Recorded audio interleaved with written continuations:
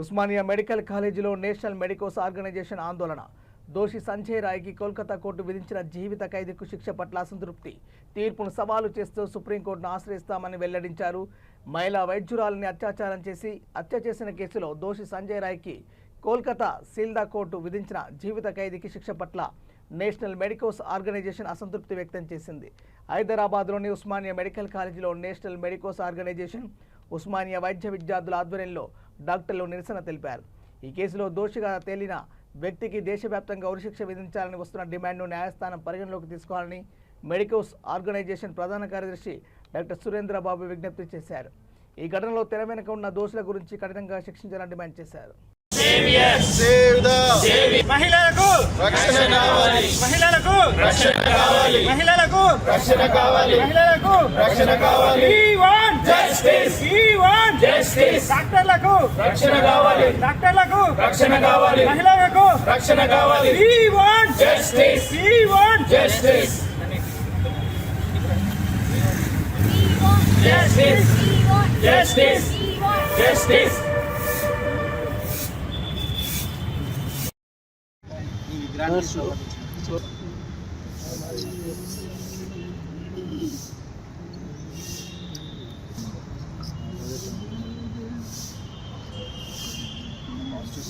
అక్కడ విజువల్ తీసుకున్న తర్వాత ఈ బ్యాక్గ్రౌండ్ ఇది వస్తుంది, బర్న్ అవుతుంది. ఇంకా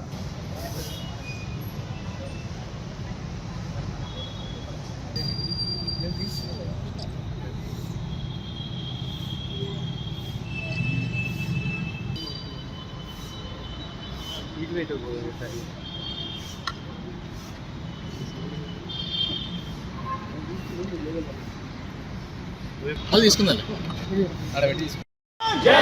డాక్టర్లకు రక్షణ కావాలి, డాక్టర్లకు రక్షణ కావాలి, మహిళలకు రక్షణ కావాలి. We want justice, we want justice, justice, justice. ఈరోజు ఎన్ఎంఓ నుంచి మేము ఒకటే కోరుకుంటామన్నా, ఈ దేశంలో మనకు తెలుసు ఇది ధర్మభూమి. రామాయణ మహాభారతాల్లో పెద్ద పెద్ద యుద్ధాలు, కొన్ని లక్షల మంది మహావీరులందరూ ఎందుకు చనిపోయారు? ఒక స్త్రీని అవమానించడం వల్ల.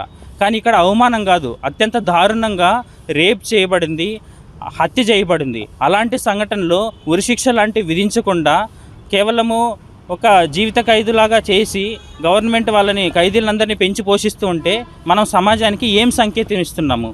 దీన్ని మేమైతే తప్పుపట్టదలుచుకున్నాము. నేషనల్ మెడికోస్ ఆర్గనైజేషన్ మిగిలిన డాక్టర్స్ అసోసియేషన్స్తో కలిసి తదుపరి కార్యాచరణ ప్రకటిస్తాము. దీన్ని సుప్రీంకోర్టు వరకు కూడా తీసుకెళ్లాలనే ఆలోచనలో ఉన్నాము. క్రైమ్ సీన్ని ప్రొటెక్ట్ చేయడం అనేది చాలా ఇంపార్టెంట్. ఆ క్రైమ్ సీన్ జరిగిన దగ్గర అక్కడ ఏ ఆనవాళ్ళు లేకుండా కన్స్ట్రక్షన్ చేయడానికి వితిన్ 24 అవర్స్లో పర్మిషన్ ఎవరు ఇచ్చారు? ఇదంతా కూడా ఇన్స్టిట్యూషనల్ మర్డరు.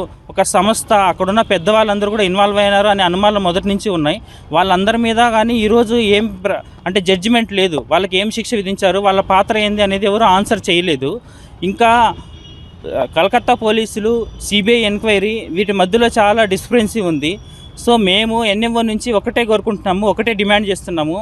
ఇలాంటి జడ్జిమెంట్ల వల్ల ఇలాంటి అన్ఆన్సర్డ్ క్వశ్చన్స్ అలానే ఉండిపోతే, ఈ ప్రశ్నలు ప్రజల్లోన డాక్టర్లోన అలాగే మిగిలిపోతే మన వ్యవస్థ మీద, న్యాయ వ్యవస్థ మీద, రాజ్యాంగ వ్యవస్థల మీద పూర్తిగా డాక్టర్లకి ప్రజలకి నమ్మకం పోతుంది.